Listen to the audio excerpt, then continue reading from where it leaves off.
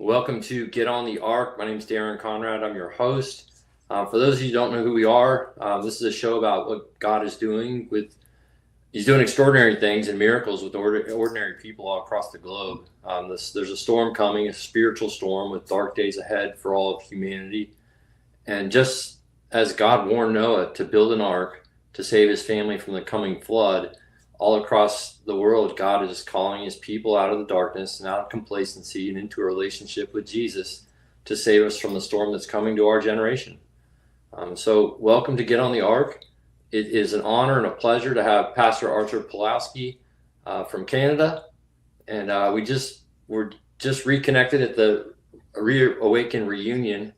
And let me just say, it was such a blessing to hear you speak and to see you honor General Flynn and Clay Clark with the medallions from Canada. That was awesome. But welcome, Pastor Artur. It's great to have you here. Yeah, thank you so much for having me back on your show. Yeah, I'm telling you, I entered that room and immediately was like a family reunion. My heart leaped with joy and so many happy faces and people coming. And truly, when you talk to the people, when you see the people, they come to you, you can tell they want to bless you, they want to cheer you on, and it's truly a family. It was fascinating to be again among such heroes of faith. And every story, every person that was talking from the stage, and even the people in the crowd around that were coming, everyone is a hero. Everyone has an unbelievable testimony. And the common theme was enemy fought hard. Enemy tried to crush every one of them. But God stepped in, faith, and they kept plowing. They didn't quit. And I think that's the key. And I think that's the most important message for us today. Just don't quit. If you don't quit, and if you are on the side of God, the side of truth and righteousness, it's impossible for you to lose. You already know that the victory is yours. You have already won because Jesus won that victory on the cross. So the rest is just a formality. You just have to keep plowing and keep showing up. And that was the common theme. All of those people that were talking from the stage, enemy came, tried to crush them, but they stood strong, gave glory to God. And of course, they were surrounded by like-minded individuals. And I think that's another lesson we have to keep reminding ourselves, keep learning, keep sharing that, one man cannot do it. One family cannot do it. One church cannot do it. But when we come together, we would be unstoppable, unmovable, unshakable. And I think that's what I take from those meetings in the States, from the Reawaken America tour. When we come together, we are united, we are strong, and we just keep plowing. It's like, it's like you got a horse and you've got one plow, or you got a combine, right? Right. And we were in Tulsa as a combine. I mean, it was a big harvester. That's exactly what was going on. I've heard that there was hundreds of thousands of people that were watching this live, and people were impacted and blessed and healed. And just like you said at the very beginning, yes, the storm is brewing, but I think that God wants to keep his faithful, his remnant, his children in the eye of the storm. So everything around is spinning, everything is getting crazy, and it's darkness and it's raining, and the lightning, and things are flying around you. And yet you're in the middle of God's perfect will.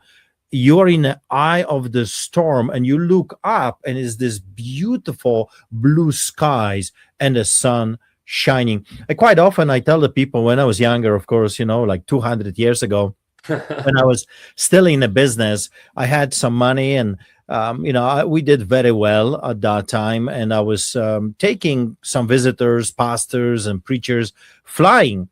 And every single time you go and you take the plane, and there can be clouds everywhere. You just keep going up and just keep going up, and eventually, on the other side of the storm, on the other side of those clouds, is this beautiful, incredible sun shining. That's God. God is shining on all of us all the time. Sometimes we just don't see it, like that sun. We know it's there, but we cannot see it. We cannot enjoy the light coming from the sun. But God is reminding us, and that's what I would take from that, couple days in Tulsa, Oklahoma, that we have friends, we have people that wish us well, people that want to bless us, not curse us, that God is on our side. He's always shining. We just have to keep plowing. Yes. And something else I noticed, there was 25 Reawaken tours. And this was the reunion, so the 26th one. And I watched the evolution of what God did with those speakers and those people throughout these years of doing these tours, because the reunion, every single speaker put Jesus on a pedestal and it highlighted God, and it was like, wow. Yeah. Like it was prominent. Like it hadn't, certainly God's been at all these events, but this was like, it's like every heart has been filled with him. Yeah, because after all those years of fighting in the trenches and being shot at and gossiped about and hated and attacked and all those different things you go through, you finally realize, even if you were not fully on the other side of the fence, if you will, let's say you were riding the fence, and most Christians, in quote, they are riding the fence. But when you go through craziness like we all went through, you realize, without God, we are done. We're finished. Country is done. Country is finished. We cannot salvage this. We're done without God. But then, if God will step in, in the Bible it says, where the Spirit of the Lord is, there is liberty. And of course, where the Spirit of the Lord is, there is healing, there's prosperity, there is, peace, joy, all those different things that we are missing when we are in the middle of the battlefield. And I think that's what all of those people experienced through the years, and all of them realized, I'm done unless God steps in, unless God comes to the rescue. And that's my story, that's your story, that's General Flynn. I mean, he's a walking testimony. That's Clay Clark, Amanda Grace, you name it. All of those people that were speaking give God the glory, because all of us, we realize this simple truth, that without God we are finished and we have already lost, but with God we have already won. The enemy just doesn't know it yet. Well, can you share a little about your story? It's kind of interesting. You leave communist Eastern Europe to safe, free Canada. Can you share a little about that story, and then of course what happened? Yeah, I grew up behind the Iron Curtain, under the boots of the communism and socialism. And also, I think it's very important for the people to understand, I grew up in Poland. Why is that important? Because Poland was always the epicenter of craziness in Europe. Poland has been always attacked by neighbors. Polish people constantly. The history of the Polish people is a history of resistance and fighting for our liberties and freedoms, for our families, for our land. And of course, the story of the Nazi Germany. It was Poland, the first country that was attacked by Adolf Hitler in 1939, that started the Second World War. And then, of course, I grew up hearing the stories from my grandparents, from the older generation, about what happened to the Polish people. With school, I visited Auschwitz-Birkenau many times. And of course, then as an adult, I would, quite often take Americans and Canadians, my family, of course, many times, back to Auschwitz-Birkenau to remind ourselves what happens when you don't put a check in people's authority. So if there is no accountability, like we see right now, when there are no checks and balances, this leads to concentration camps. This leads to gulags. My grandfather escaped Siberia. It took him 2 years to come back to his home. My own grandma, and I heard the stories, of course, when I was growing up. I spent vacations and summers with my grandparents. I would hear the stories. She was arrested by the Soviets during the World War II, and because we were attacked by two sides, with my great uncle, and he was a soldier, a professional soldier, so he managed to lower my grandma, so my father's mom, on a rope, and they escaped from Soviets back to Poland.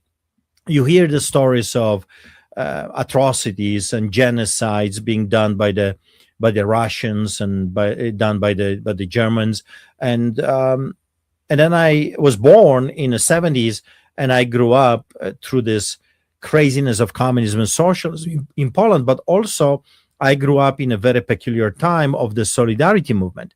What is Solidarity movement? For those that do not remember, Lech Wałęsa and the movement, the biggest civil rights movement in Poland, where millions of Poles took it to the streets, and they did it peacefully, no guns, no swords, and they did it in a very interesting interesting way. They did it by taking it to the streets, dragging this massive cross.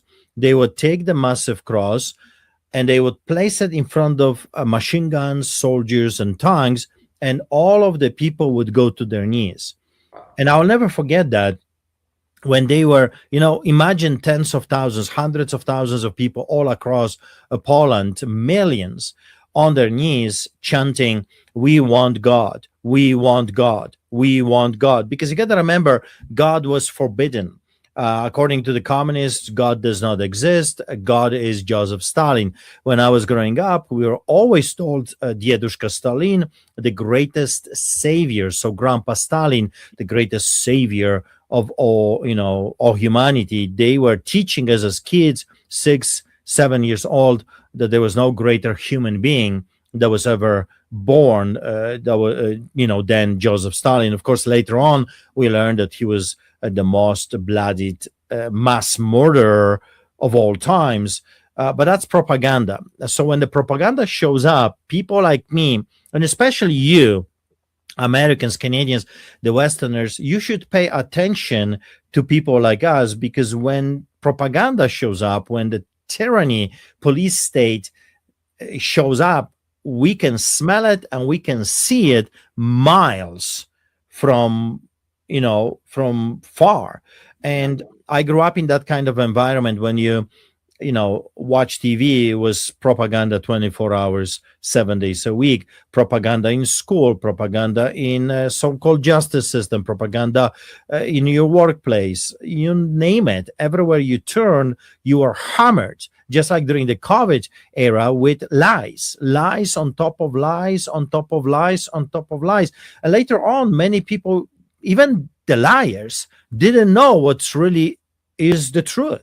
I mean, you can keep lying so many times, you completely yourself, you're lost. You have no idea what's going on. It was kind of fascinating to watch that. Of course, people need to understand communism and socialism is only cute for the rich Americans and kids, the spoiled brats, those kids that have everything their hearts desire. They sip Starbucks coffee for $7 and life is good, and they kind of idolize communism and socialism because they go vacationing in Cuba with all their American dollars, and they think, wow, everything is so cheap and it's amazing, and it looks like people are smiling. Of course they're smiling to the tourists, because you are the means for their next day, for the survival. But you have to understand, communism and socialism is like a locust. It will eat everything, and it does eat everything. There is nothing left.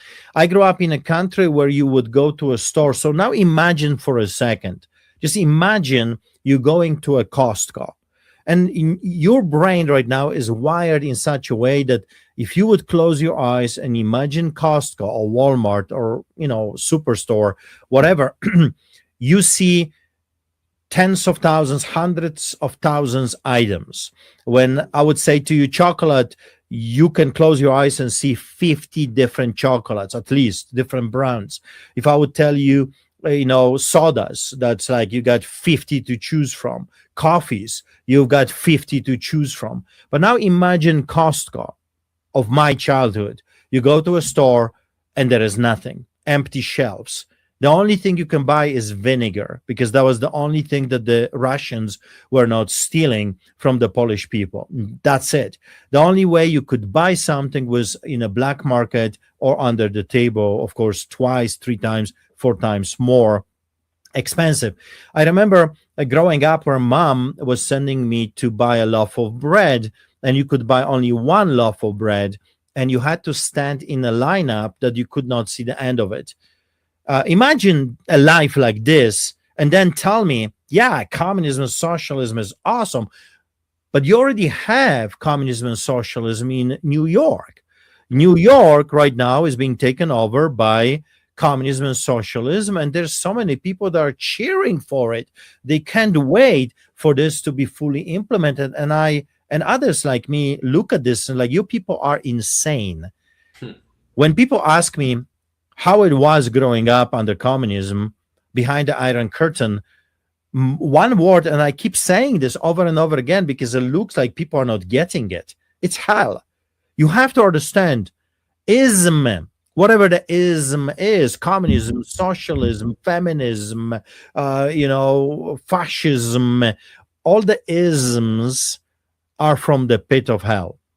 When they take over, you will live and your children in hell. Imagine a kid that is growing up that has never seen a banana except on a picture.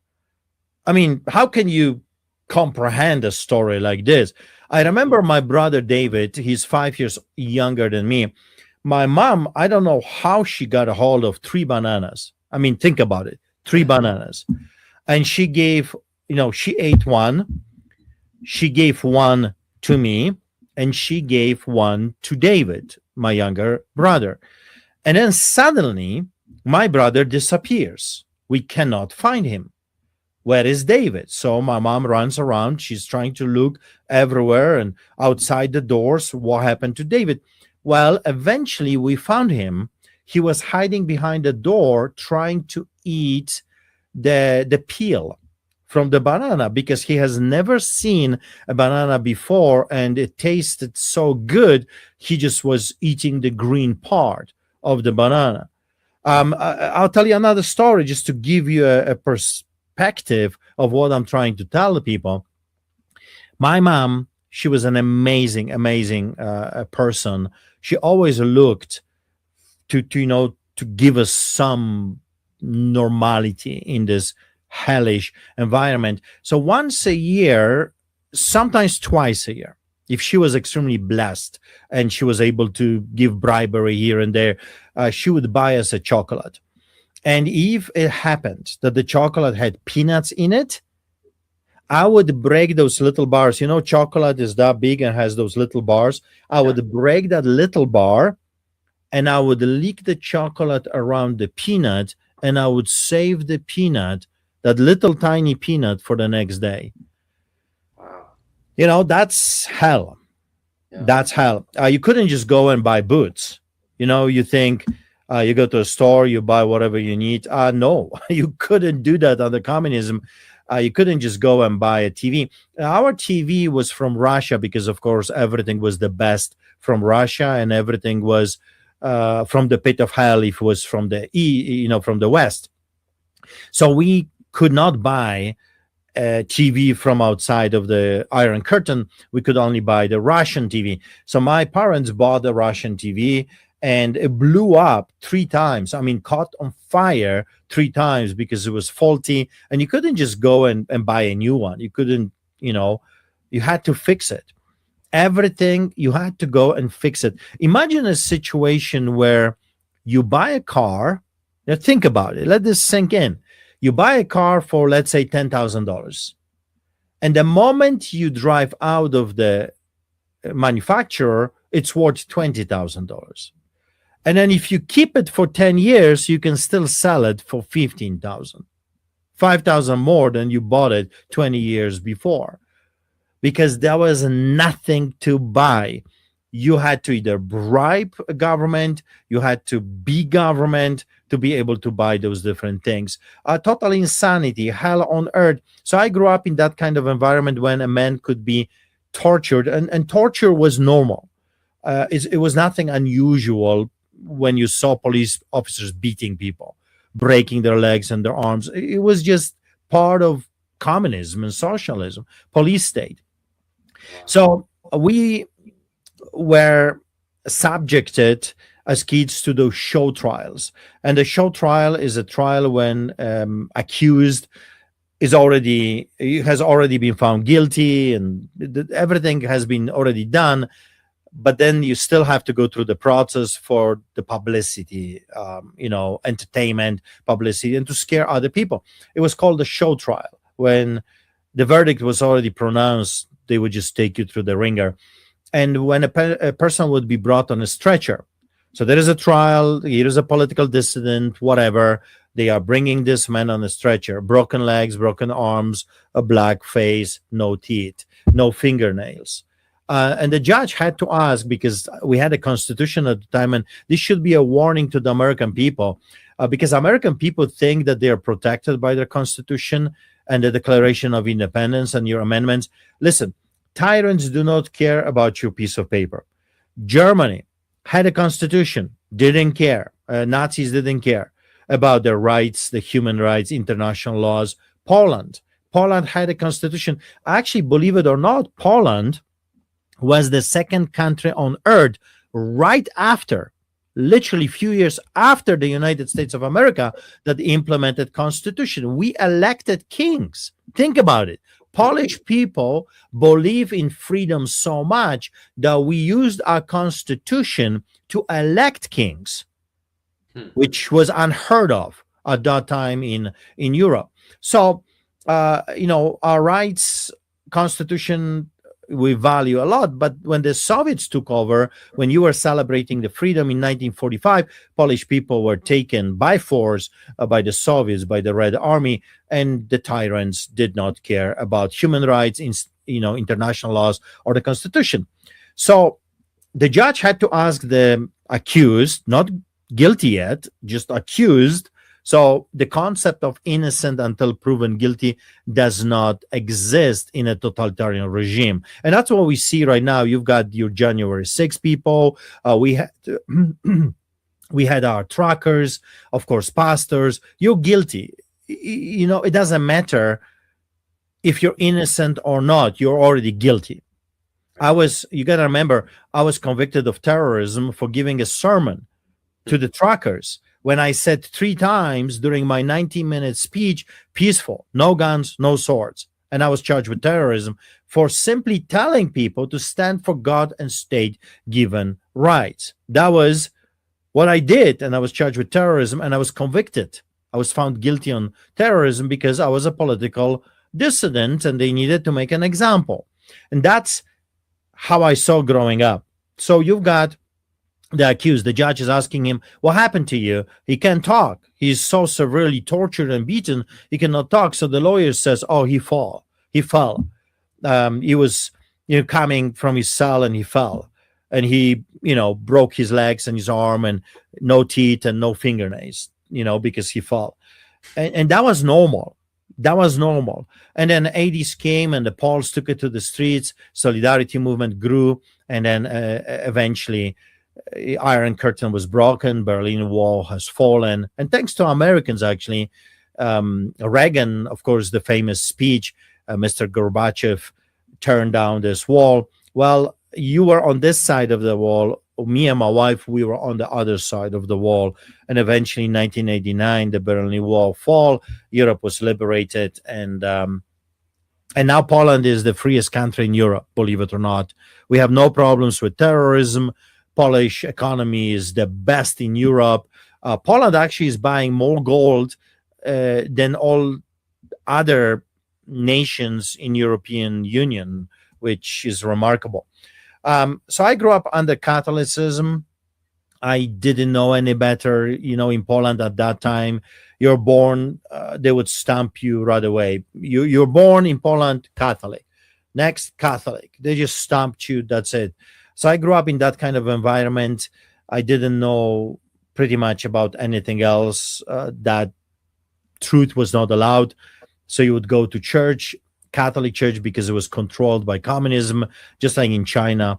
and that's how I grew up. But I knew always that God was knocking on my heart. I deep inside I knew there is God, and I wanted to serve Him. But the only way to serve God in Catholicism is to become a priest. So this is a story that not many people know, but I actually end up in a monastery as a kid, and I wanted to become a Catholic priest.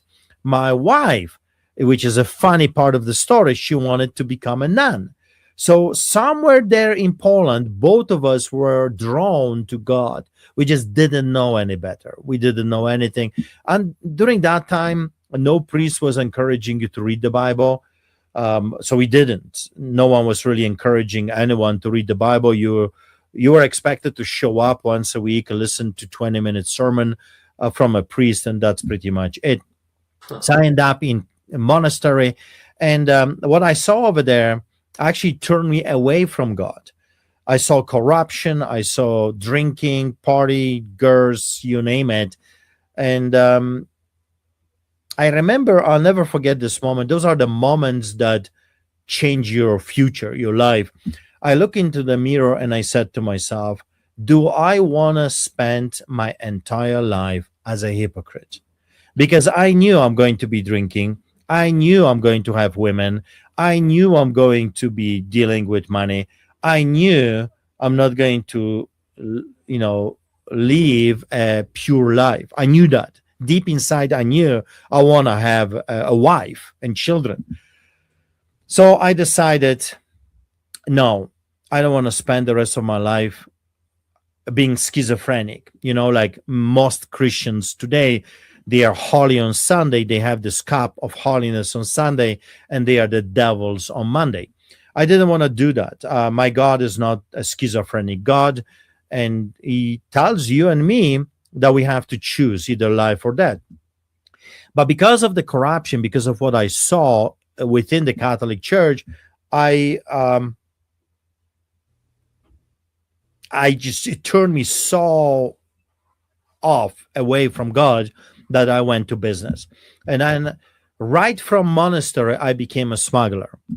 I started to smuggle things from the other side of the Iron Curtain. So what did I smuggle? And for those people that do not know the system, it's not like mafia. It's not like, yeah, they were mafiosos there, of course. There's always organized crime. But kids like me, we were just, okay, tomatoes. There are no tomatoes. So we would bring tomatoes. There are no alarm clocks. In a country, you couldn't buy alarm clock. So we smuggled it from Russia. Gold smuggled from Russia. TVs smuggled from Germany. Electronics smuggled from Austria. Alcohol smuggled from Yugoslavia through Hungary. Chocolates, you couldn't buy chocolates. So we would go to Berlin. We would go to Czechoslovakia and bring chocolates to Poland. So that's what I was doing. And I was very good at it. Actually, I was making a fortune. I would triple my money.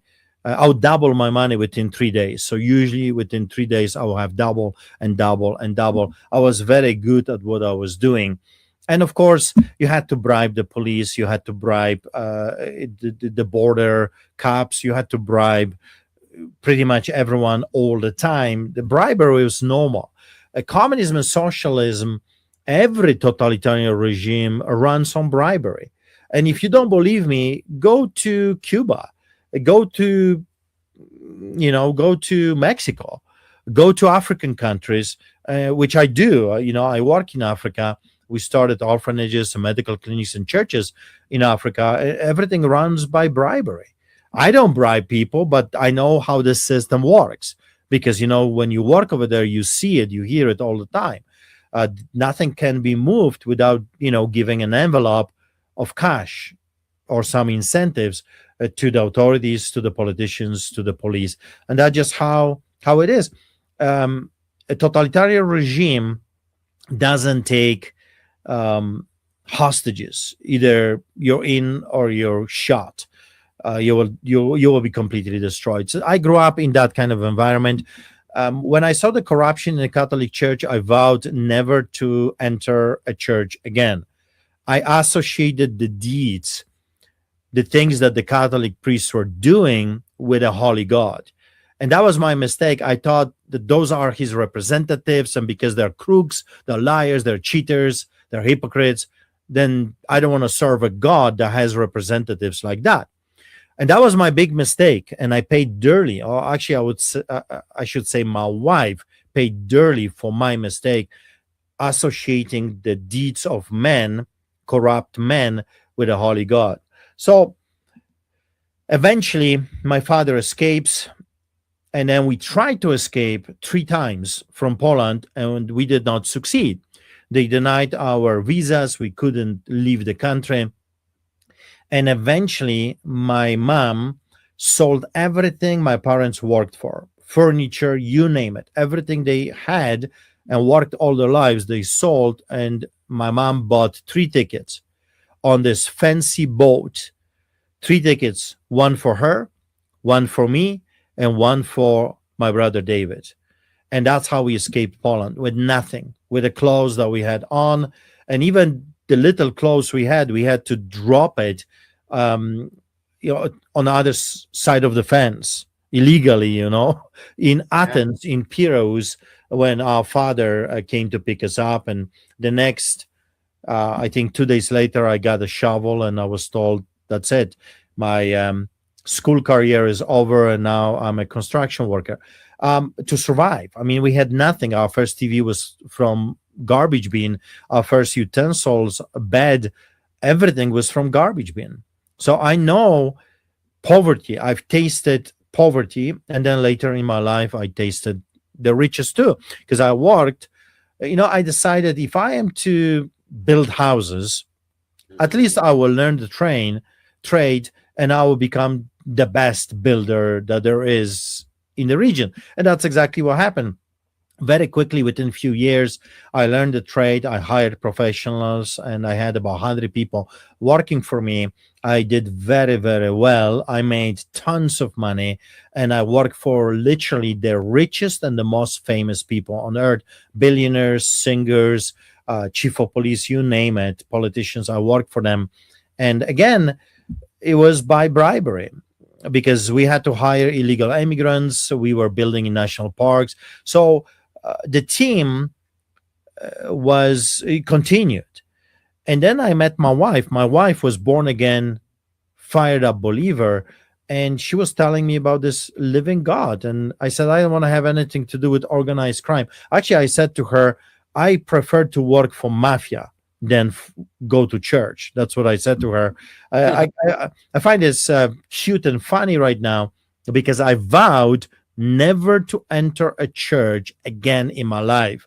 And I'm a pastor. I mean, That's what I do. I preach all the time. I travel and I preach Jesus everywhere.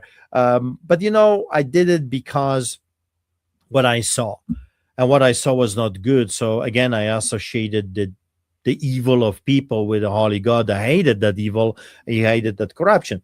But my wife, thank Jesus for godly wives. Thank Jesus for fiery mothers and sisters. In my life, I have never seen nothing more powerful than a mother or a wife, a woman that is fighting for someone that she loves, like a mama bear.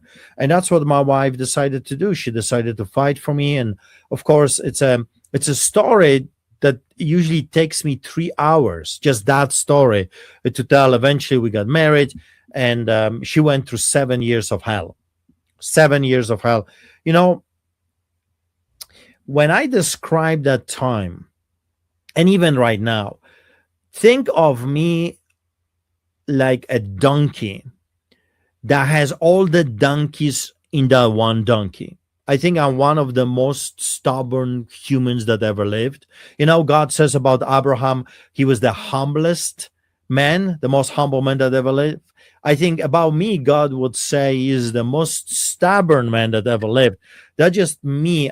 In everything I do, it's so crazy difficult to shift me away from it. Very difficult. Only God can put that bridle, that leash, if you will, in a good way on me. And of course, he uses my wife. So I remember one time, many years ago, elder in a church that we were attending, he looked at me and he said publicly, he said, Art, nothing good will ever come out of you. You're a lost cause. Nothing good will ever come out of you.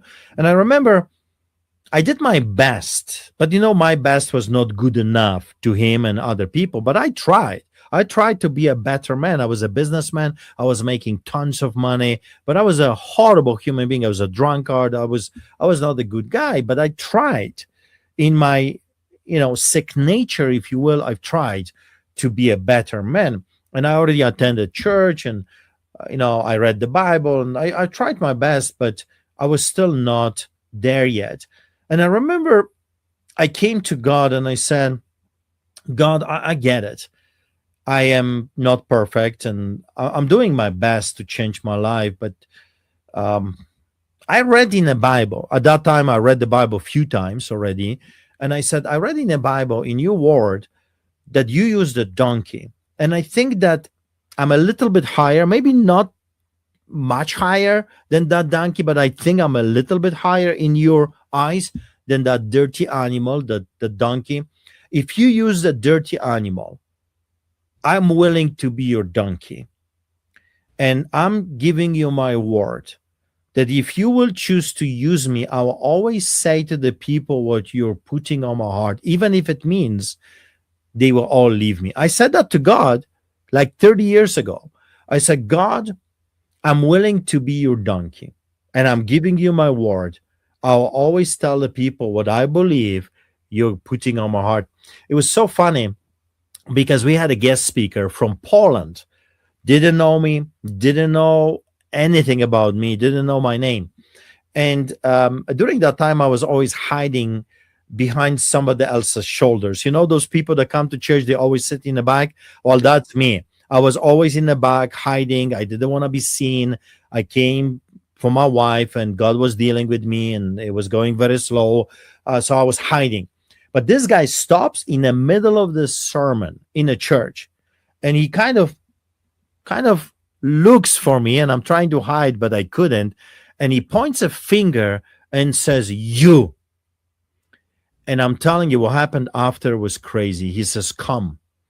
So I felt a little bit embarrassed. I didn't want to go, but I'm a civilized person. So I started to walk towards him, and he said, you are my donkey, and I will use you, and I will ride on you like on that donkey to Jerusalem. And when I'm done with you, you will obey me. You will listen. It was so funny because God heard my prayer. He heard my prayer, and yes, he didn't crush my spirit. He didn't take my character. So I'm stubborn. I'm still a stubborn man. However, I'm like this wild horse that has the bridle on, and God can control him, and God can lead him left and right. So after that experience, everything changed. Of course, 2000 came, and our oldest son was born. And I don't know if you know the story. Our oldest son was born dead, and he had a heart on opposite side, smashed lung. Actually, he didn't have a lung. And the doctors, some by the miracle of God, revived him back to life. But they said he's not going to survive. Even if he lives another night, he's going to be a vegetable for the rest of his life. And they asked us to unplug him. But my wife fought, and she said, absolutely not. And it's a very long story. Like I said, it takes me 3 hours to tell my testimony. You can watch it on YouTube. It's free. Someone did a documentary on that story. It's called Street Advocate. Street Advocate. It's a documentary on what happened to our son, why I do what I do, why am I so determined in believing that God is, there's nothing impossible for God, because he raised our boy. Within few hours after a miracle happened, they opened him up. They find out he has no lung. There's no hope. He's not going to live. And then within few hours when we prayed, the heart moved to its natural place, and the lung that was not there appeared out of nowhere. We were invited to come to talk to doctors, and they did a symposium on this case, and they said that there's no medical explanation to what happened. And they said to us, it looks like your God heard your prayers, and they called our son a star baby, a miracle baby. And they said, your son, this baby, should not be alive, but is alive, should not be able to breathe, but is breathing on his own. It's like a star baby. It's like a baby that came from the stars, and we cannot explain it. I have three, still in my office, I have 3 books, massive books from hospital about this case. When I read the surgeon's report, it was fascinating read, because it says, I opened his chest and I could not find even a trace of a lung. And then a few hours later, boom, there is a fully grown lung that they cannot explain. And the funny thing about this is that the lung just didn't appear fully grown. It was growing 1 hour at a time.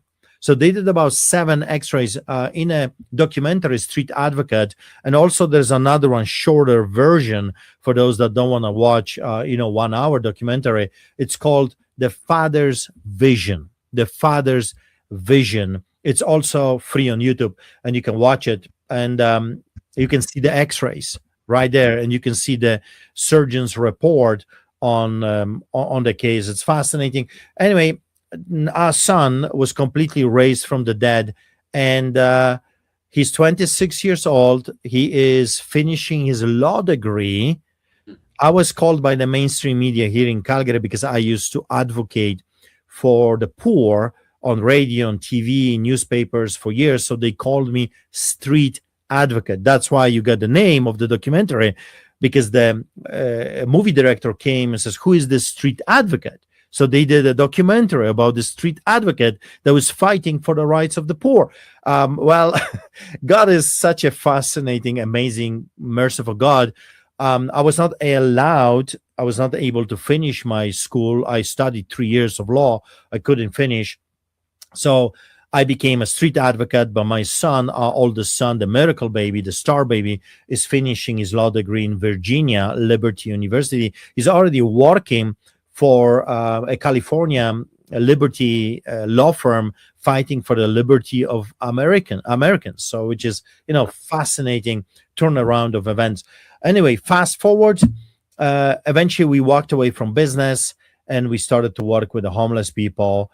And that's what we do to this day. So my first trouble with the law was in 2005 when we took about 600 people off the streets. I still had money. I had properties. My business was really, really doing good in Canada. And we started to sell property and houses, and we were saving lives. Literally, we took hundreds of people off the streets, found them jobs, fed them, and that's where I ended up in the trouble. When we were just a little ministry, no one cared. When we started to make a very heavy impact in the neighborhoods, the government stepped in, bylaws, police. I was told that we're interfering with the drug business. By taking hundreds of people off the streets, someone was losing millions of dollars in profit, and they took notice. Government got involved, mayor got involved, mainstream media. I started to get tickets. And then 2006 was my first arrest for publicly reading Bible in a park. And then since then, I think I have become the most persecuted Canadian in the history of this country. I received over 360 citations, over 120 court cases, multiple arrests, of course, imprisonment.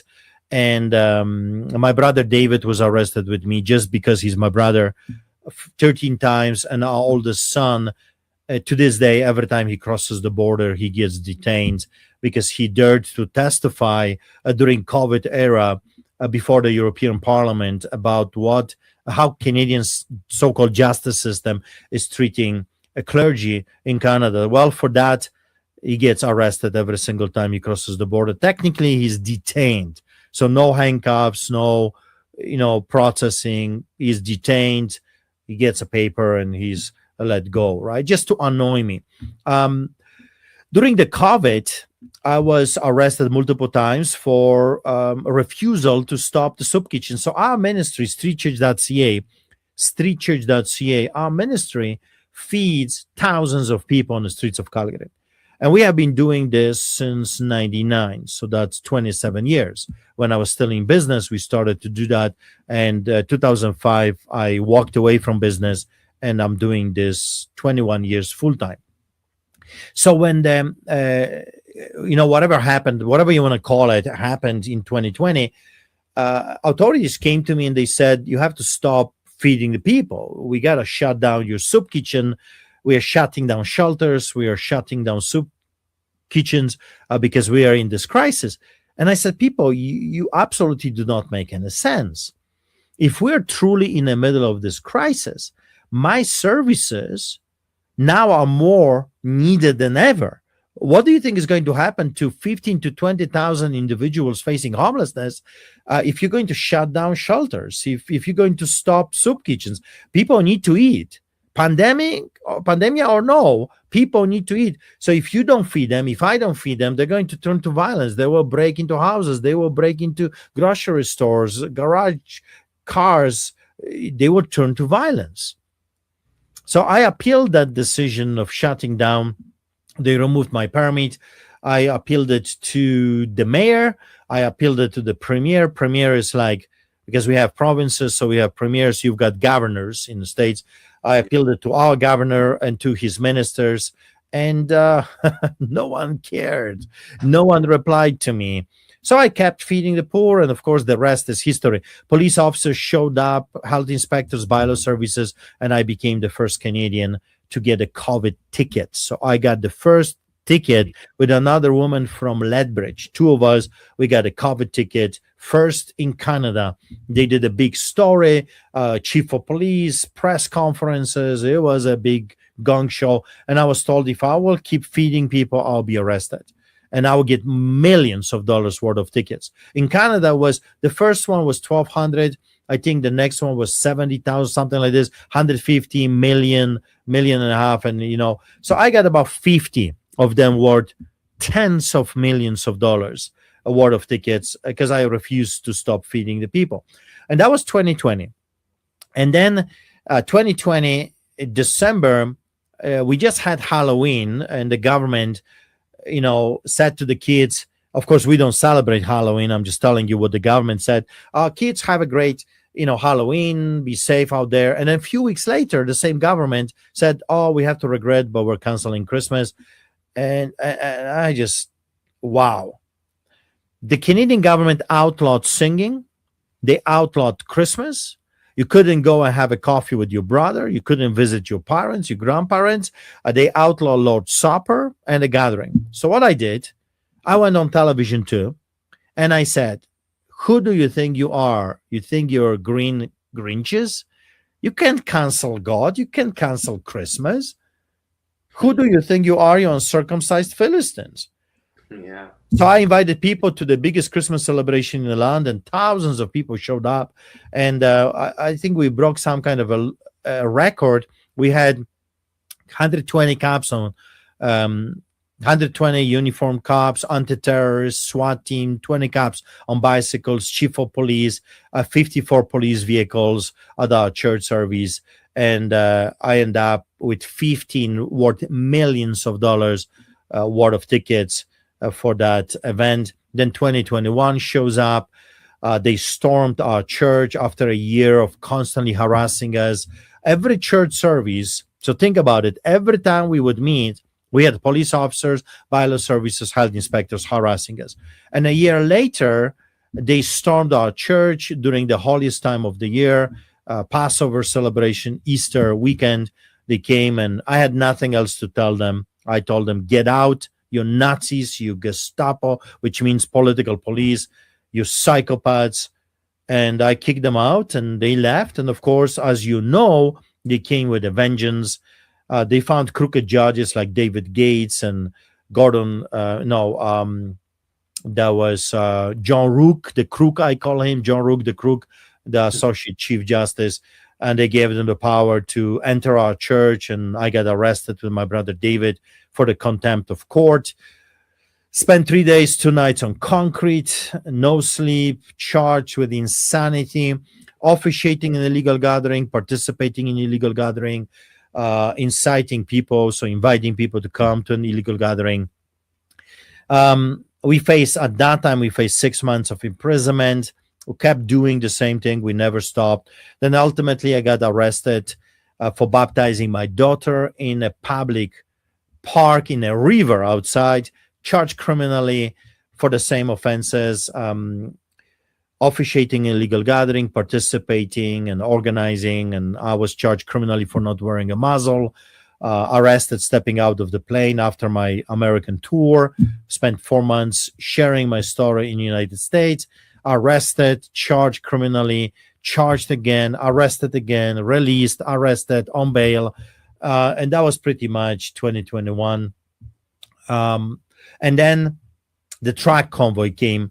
During that time, I was very active. I organized rallies and church services in capital Ottawa, at the courthouses, Supreme Court, church services, rallies, protests, marches, you name it. I was flying all over the place. I was very active. Actually, I would preach in the church, and literally, I would not even be able to say hi and bye to the people. I would run to another rally. We started with 6 people, 7 people.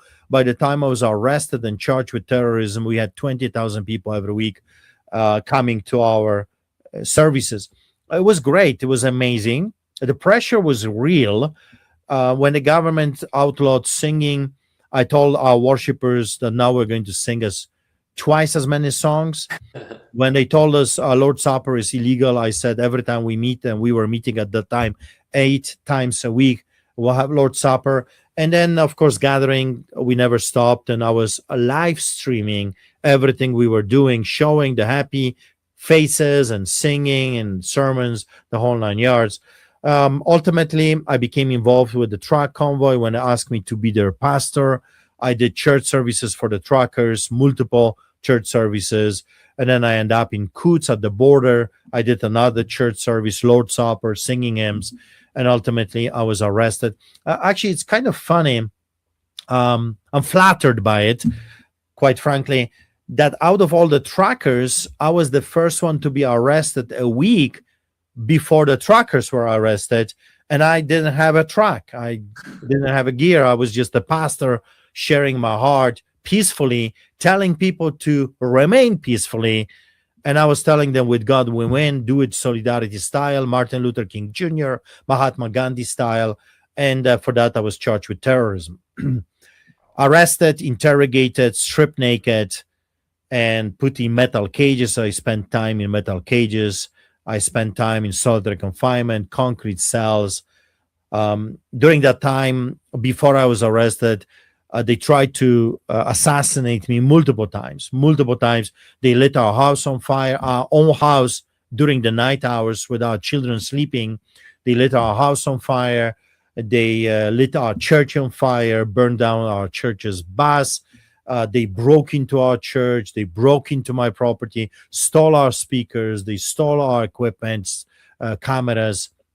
Then they unscrewed tire in our pickup truck. And I mean, the list is, I can go on and on and on. That's why I wrote the book. In solitary confinement, I wrote the book, Lions Do Not Bow. It's on Amazon.com and Amazon.ca. Why? Because, when we do shows like this, I'll have to talk for days, not hours, for days. People ask me, tell me about your arrest.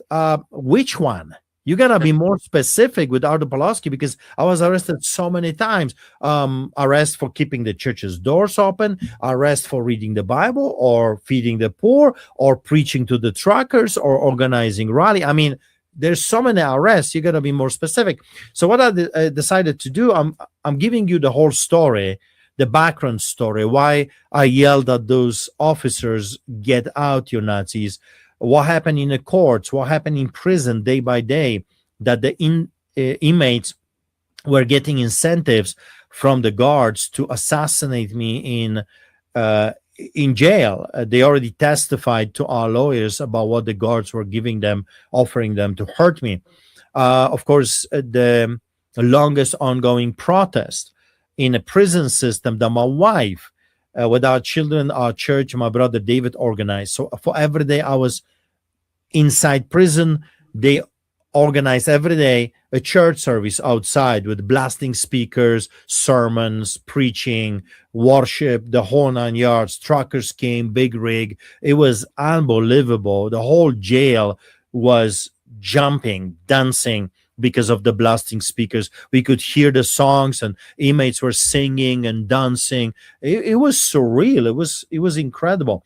In the book also there is the story of inmates sending a petition to the director of prison saying, if you don't release him from a solitary, you're going to have a riot. And the next day organized church services, Bible studies for the inmates. I was so popular that every time I was being escorted out, they would bang on the doors yelling, "Free Pastor Art, free Pastor Art, free Pastor Art." They said to the guards, if anything happens to this man, watch your back.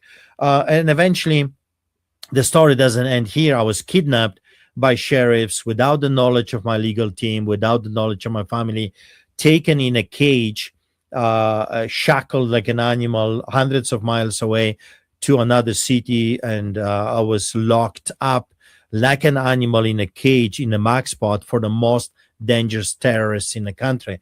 That's how dangerous I was. I was told, and it's in a book. All of those things are in a book, including documents. So here is a document that was given to me in MaxPot, and the document says that I am super dangerous. I'm so dangerous, in fact, that I am dangerous for the facility and for the people, that I have to be housed alone indefinitely, that they can keep me here forever. They took my write-ups, they took my manuscript, because I was documenting the story. I was writing the background, what I was observing, what I was seeing. And they stole that from me. And thank God for courageous lawyers, because she fought back and we got the manuscript back. I wrote the book. So this book, it's 500 page, the whole story, but I wrote this book here on request forms. That's why you've got all those different colors, because those are the request forms. You got pink, you've got yellow, you've got blue, you got white. Inmates were slipping those request forms under my door, and I was not allowed to have a pen because I was super dangerous. So the inmates were giving it to me. You will see, here's my son right here testifying before the European Parliament. Here is the rally after my my release from prison. So many things that happened. I mean, incredible stuff. Here is prison. They did March for Jesus, first ever March for Jesus in prison in the history of the prison system, which is quite fascinating. Here is my brother's arrest in the highway. Here's my arrest outside of the house. Here is where I gave the sermon to the truckers. Here's our ministry, street church, feeding the homeless. That's what we still do. We feed thousands of people on the streets of Calgary to this day. Here is a sermon at the Parliament during the lockdowns. Here is me baptizing my daughter. For that, I was criminally charged and arrested. So lots of things. Here is when we got released with my brother David from prison, tortured. Here's my arrest on the highway. I was brutalized. I was tortured by the police. And here is my cell. Someone snap a picture. You can't see it with the camera, but if you get the book, you can see me here. My arrest outside the house again. Truckers that we were involved. So many memories, so many things. Here is that famous Get Out video when they came to the church and they tried to shut it down. So I encourage you to read it. This book was confiscated by the Canadian authorities three times. My lawyers managed to get it back, and my lawyer smuggled the manuscript in her documents, and then we sent it to the American publisher, and the book was published. So just for that alone, I think it's worth your read to find out why Canadian government is so terrified of a Polish immigrant with a funny accent talking about what really happened. Well, because I'm giving you history. I'm giving you facts. I'm giving you who, why, for how much, and all those kind of things. I'm naming the crooked judges. and the crooked politicians that did this to us. If I was a king, those people would be charged with treason, because that's exactly what they did. So anyway, fast forward, I was convicted of all the charges, convicted of terrorism, faced 12 and a half years of imprisonment. And then the miracle happened. Obviously, God didn't want me in prison. I spent 2 years in jail and on house arrest, and eventually I was released because of the political pressure, because of my brothers and sisters around the world, and especially in America. People were fighting for my life. And I was released from jail, and then I was released from court. And I'm a free man. I still preach. I've never changed. We never stop feeding the people. We never stop organizing church services, rallies. And actually, we're doing another one. We just had March for Jesus Sunday, Father's Day. And we are doing next Wednesday. So as we speak, we're organizing for Dominion Day, which is, Canada Day, 1st of July. We're organizing Jericho March and get together the courthouse. So we're going to be praying for those crooked judges and the so-called justice system and the political system in Canada. And other than that, I've launched with my brother David the biggest lawsuit in the history of Canada. We are suing Attorney General of Canada. We're suing Calgary Police, Chief of Police. We're suing Alberta Health Services. We are suing prison for keeping me in metal cages and all those horrible torture that they did to me. We're suing, jail and RCMP, that's like your FBI. I was arrested by our FBI multiple times. We're suing them as well, and some other actors within the government. So we're going full swing against those people, and it is truly a fight, David versus Goliath. But when I was locked up, the last thing, the worst thing that they did for them, not just for me, they kept me in solitary confinement, because when you put a man like me in solitary confinement, you're just giving me too much time to think, because there's nothing else to do. So I've decided in my heart that when I'm going to survive this, and when I'm going to be alive, I'm going to go after those crooks, and I'm going to expose them for what they did. Another part of the story for people, I'm sure they don't know, after I was locked up in MaxPod, they kept me in freezing conditions. So it was 28 minus Celsius outside, and they cranked their conditioning. And so I'm sitting over there freezing. I asked for the blanket. Officer came, no. And he says, at least you have fresh air. And he laughed. So they wanted me dead. They wanted me hurt. And I was kept there 23 hours and 30 minutes a day. Only 30 minutes outside of those horrible conditions. So I called my wife, took a shower, and I said, I think this is the end of the journey. You're going to hear that I had a heart attack or some kind of a failure. They want me dead. They don't want to give me a blanket. It's freezing condition. I can't sleep. I'm shivering. It's cold. It's Siberia here, and I'm going to die unless a miracle happens. So my wife panicked. She called the lawyers and said, if you don't do something, he's dead. They're going to kill him. So the lawyers send a letter to the judge. The judge learns about what is happening to me. That scares the prison system, the remand system here in Alberta. And you won't believe what happened to me after. I was taken from my solitary confinement in MaxPod, again, for the most dangerous terrorists. I was housed there by myself, 100 cells, no other inmate. I was there by myself, guarded by 3 guards, 3 living guards, and cameras everywhere. And then I was taken to a psych ward, and I spent a week in a psych ward without the evaluation of the doctors, without even the knowledge of Alberta Health Services, completely illegal, Soviet style, dealing with political dissidents. And then the judge stepped in, and they got scared, and eventually I was released into a house arrest. So we're suing them for all of that. The fight is brutal. Imagine David suing Goliath and his brothers. They have unlimited resources. They got crooked judges. They got mainstream media. They got political power. But we got God, and God told us to do it. So the tactic right now is stalling, opposing everything we do. The lawyers showed up. No. So we have to fight them. When we fight them, it's another $5,000, $10,000, $20,000. So their tactic is to bankrupt me financially. That's the newest gig. So I'm no longer being arrested. I'm not being hunted down or ticketed. Now the newest gig is, let's finish this man financially. So why am I telling you this? Because truly one man cannot do it. I'm not Donald Trump. And even Donald Trump had problems when they were hammering him with hundreds of millions of dollars. He had to turn to the public. I don't know if you remember. He says, I need your help now. They want to bankrupt me.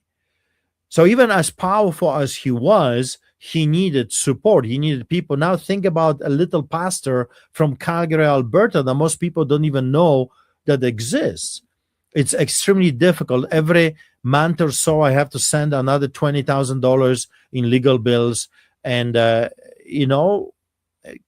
I have an opportunity to talk, like today, I always ask people, if that story touches you in any way, if the Get Out video touched you, if you want to still see us in the trenches fighting, please support us if you can.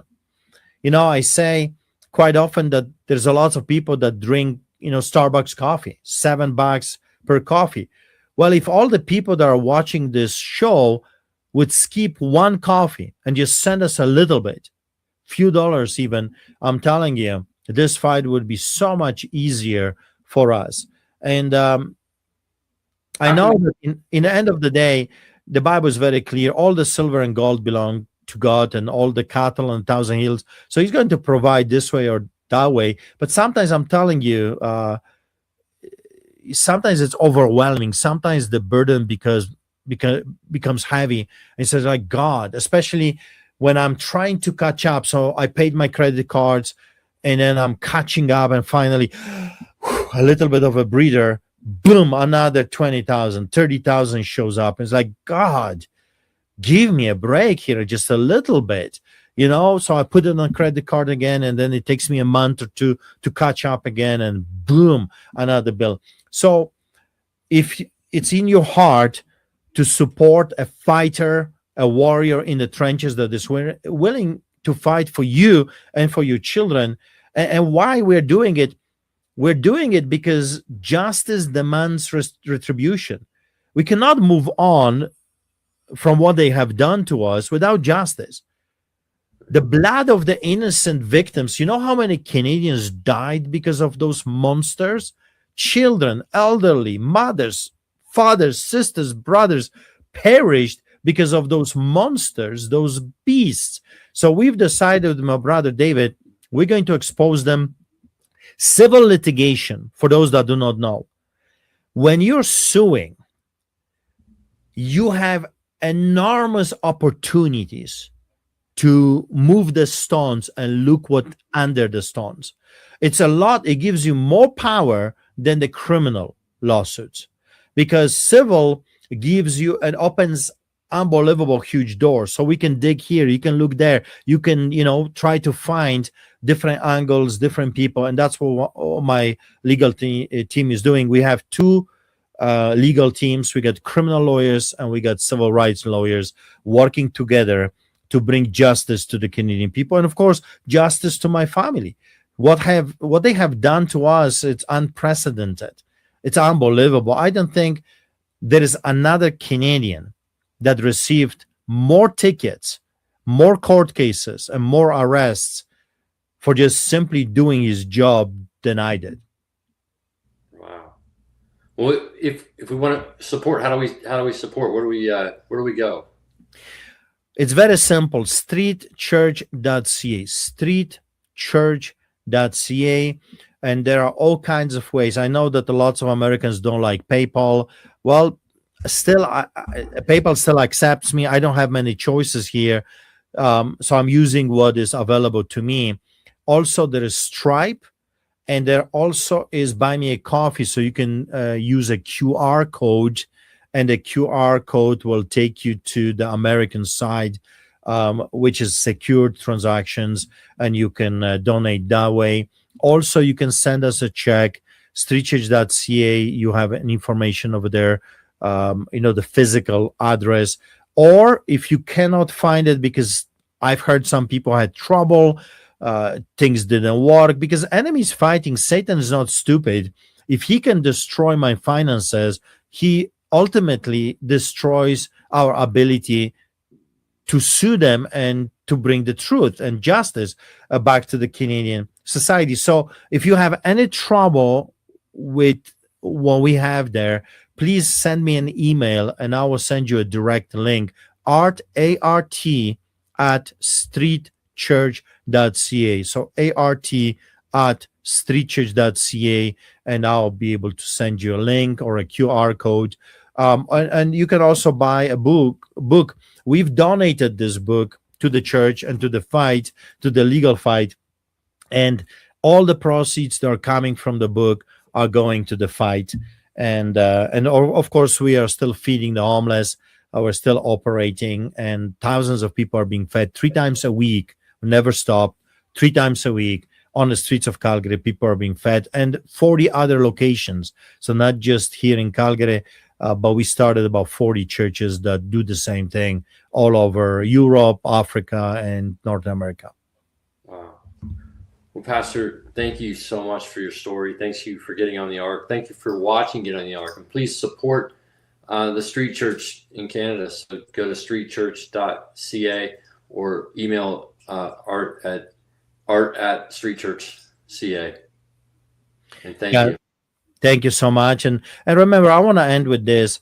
The book is not about, poor me, look what they have done to me, look what the devil did to me. The book is about, look what the mighty things the Lord has done for me. So yeah, you've got the story of craziness, but also you've got the victory. I'm here, I'm talking to you. I was just in Tulsa, Oklahoma. This is a story of victory. This is not a story of defeat. And we will keep winning because the victory has been guaranteed to us. That's why I titled this book, Lions Do Not Bow. And of course, the full quote is, lions do not bow before the hyenas. We eat them for breakfast.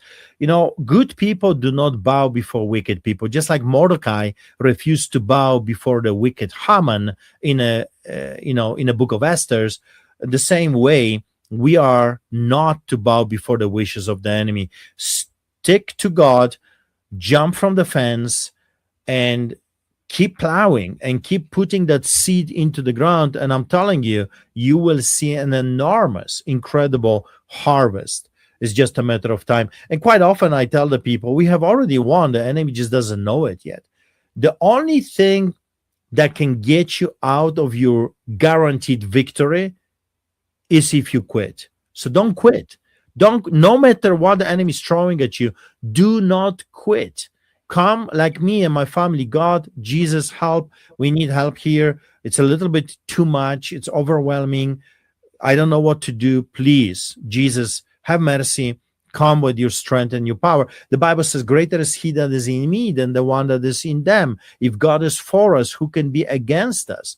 So have that mindset. Have a mindset not of a victim, but of a victor. We are victors. We are sons and daughters of the Almighty God. We are the sons and daughters of the King of Kings and the Lord of Lords. So, put your head high, keep smiling, keep plowing, keep putting the seed into the ground, and just wait for this unbelievable, amazing harvest. I believe it's coming.